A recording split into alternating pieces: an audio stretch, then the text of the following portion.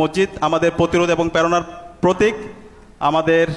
আমরা মসজিদ থেকেই আগামীর বাংলাদেশ এবং আগামীর ইনসাফ ভিত্তিক সমাজ ব্যবস্থা আমরা প্রতিষ্ঠা করব ইনশাআল্লাহ। ইসলামী ছাত্র শিবির জাহাঙ্গীরনগর বিশ্ববিদ্যালয় শাখা দীর্ঘ ফেসিবাদী আমলে সবচেয়ে বেশি নিষ্পেষণের শিকার হয়েছে। জাহাঙ্গীরনগর বিশ্ববিদ্যালয়ে একটি পাখি মারলে সেটার বিচার হতো, কিন্তু ইসলামী ছাত্র শিবিরের আমাদের যে ভাইদের উপর নির্মম নির্যাতন করা হয়েছে, তাদের ছাত্রত্ব বাতিল করা হয়েছে, তাদের পরিচয় দেওয়ার সুযোগ দেওয়া হয় নাই, এবং ইসলামী ছাত্র শিবিরের উপর যখন নির্মম নির্যাতন নিষ্পেষণ হতো তার কখনো বিচার হয় নাই। একটা পাখি হত্যার বিচার হলেও ইসলামী ছাত্র শিবিরের উপর মেরে ফেলার বৈধতা দিয়েছিল বিশ্ববিদ্যালয়ের খুনি হাসিনার প্রশাসন এবং কালচারাল ফেসিস্টরা। আমরা আমাদের এই মসজিদের ইসলামী ছাত্র শিবির আপনারা জানেন প্রতিষ্ঠা হয়েছে ঢাকা বিশ্ববিদ্যালয় কেন্দ্রীয় মসজিদ থেকে 1927 সালের 6 ফেব্রুয়ারি। তো এই মসজিদের যে আবেগ, মসজিদের আমাদের যে সমৃদ্ধ সংস্কৃতি, সেটি আমরা সারা জাতির কাছে হাজির করতে চাই, ফুটিয়ে তুলতে চাই। এবারের এক পাতার বড় ক্যালেন্ডারে আমরা জাহাঙ্গীরনগর বিশ্ববিদ্যালয় কেন্দ্রীয় মসজিদের ছবি আমরা নিয়ে এসেছি, এবং মসজিদ আমাদের প্রতিরোধ এবং প্রেরণার প্রতীক। আমরা মসজিদ থেকেই আগামীর বাংলাদেশ এবং আগামীর ইনসাফ ভিত্তিক সমাজ ব্যবস্থা আমরা প্রতিষ্ঠা করব ইনশাআল্লাহ। আমাদের যে তিন পাতার ক্যালেন্ডার সেটা হচ্ছে একবিংশ শতাব্দীর প্রযুক্তি। আজকে আমরা দেখতে পাই আমাদের পরে স্বাধীন হয়ে পৃথিবীর অসংখ্য দেশ তারা সারা বিশ্বব্যাপী নেতৃত্ব দিচ্ছে তাদের প্রযুক্তির মাধ্যমে। বিজ্ঞান এবং প্রযুক্তিতে আমরা বিগত ফেসিবাদী আমলে অনেক বড় বড় বাজোয়াট শুনতে পেয়েছি, smart Bangladesh, smart city, hitech park, কিন্তু এই স্মার্ট বাংলাদেশের নামে স্মার্ট চুরি ডাকাতে হয়েছে, হাজার হাজার টাকার লোপাট হয়েছে, কিন্তু এই জাতির ভাগ্য পরিবর্তন হয় নাই। সত্যিকার অর্থে আমরা এই জাতির ভাগ্য পরিবর্তনের জন্য এবং আমাদের তরুণ প্রজন্মকে আগামীর জন্য প্রস্তুত করার জন্য আমাদের এই বছরের তিন পাতার যে ক্যালেন্ডার, সেই তিন পাতার ক্যালেন্ডারে আমরা একবিংশ শতাব্দীর প্রযুক্তি এবং একবিংশ শতাব্দী সারা বিশ্বব্যাপী বাংলার যারা তরুণরা আছে তারা যেন সারা বিশ্বব্যাপী নেতৃত্ব দিতে পারে, সেই বিষয়টি আমরা ফোকাস করেছি। এবং এক্ষেত্রে আমাদের 6 পৃষ্ঠায় 6টি বিষয়কে ফোকাস করা হয়েছে। বর্তমান ও আগামীর মহাকাশ প্রযুক্তিতে বাংলাদেশের তরুণরা কীভাবে নেতৃত্ব দিতে পারে এবং বিশ্বব্যাপী মহাকাশ প্রযুক্তিতে যারা ডেভেলপ করেছে তারা কিভাবে ডেভেলপ করেছে সেটা আমরা নিয়ে আসার চেষ্টা করেছি। সামরিক প্রযুক্তিতে সারা বিশ্বব্যাপী আজকে যারা নেতৃত্ব দিচ্ছে এবং যে সামরিক প্রযুক্তিগুলো বর্তমানে সারা বিশ্বব্যাপী প্রমিনেন্ট অবস্থা আছে সেগুলো আমরা নিয়ে আসার চেষ্টা করেছি, এবং সে জায়গায় বাংলাদেশের তরুণরা কীভাবে সামরিক প্রযুক্তির মাধ্যমে সারা বিশ্বব্যাপী নেতৃত্ব দিতে পারে সেই বিষয়টা আমরা নিয়ে আসার চেষ্টা করেছি। জ্বালানি খাত প্রযুক্তিকে আমরা একটা পেজে ফোকাস করেছি।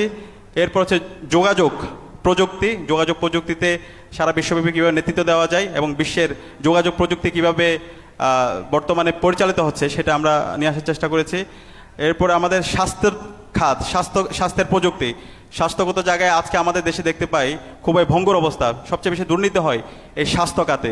এই স্বাস্থ্য খাতকে নতুনভাবে কীভাবে ঢেলে সাজানো যায় এবং এই প্রযুক্তি কীভাবে উন্নয়ন করা যায় সেটা আমাদের ক্যালেন্ডারের মধ্যে আমরা উল্লেখ করার চেষ্টা করেছি। এবং বর্তমান ও আগামীর কৃষি প্রযুক্তি, আমাদের এই বাংলাদেশ সুজলা সুফলা শস্য শ্যামলা, কিন্তু আমাদের এই কৃষিকে যেভাবে প্রযুক্তি দিয়ে এটাকে আধুনিকায়ন করা দরকার সেটা আমরা করতে পারি নাই।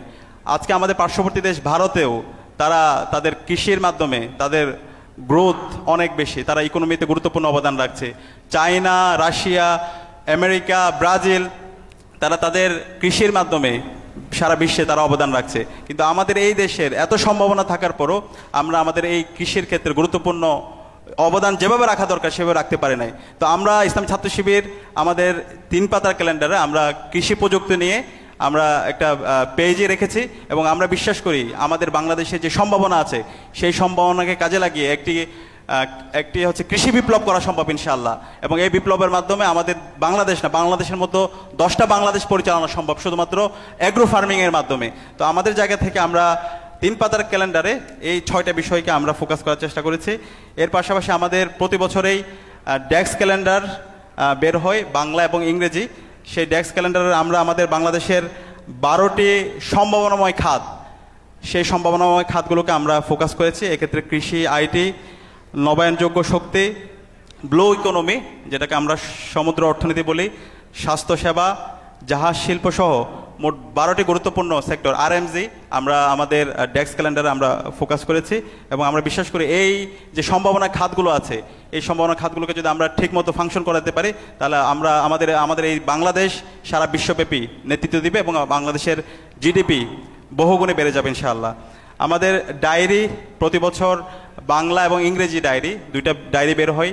বাংলা ডায়েরিতে এবছর আমরা আমাদের এই আধিপত্যবাদী শাসন এবং শোষণের বিরুদ্ধে আমাদের যে দীর্ঘ লড়াই সে লড়াইয়ের যেই স্মৃতিগুলো আছে সেগুলো আমরা নিয়ে আসার চেষ্টা করেছি এবং প্রচ্ছদে আমাদের লাল সবুজের পতাকা এবং আধিপত্যবাদীদের বিরুদ্ধে আগ্রাসনের বিরুদ্ধে আমাদের প্রতিবাদের সেই ছবি আমরা নিয়ে আসার চেষ্টা করেছি।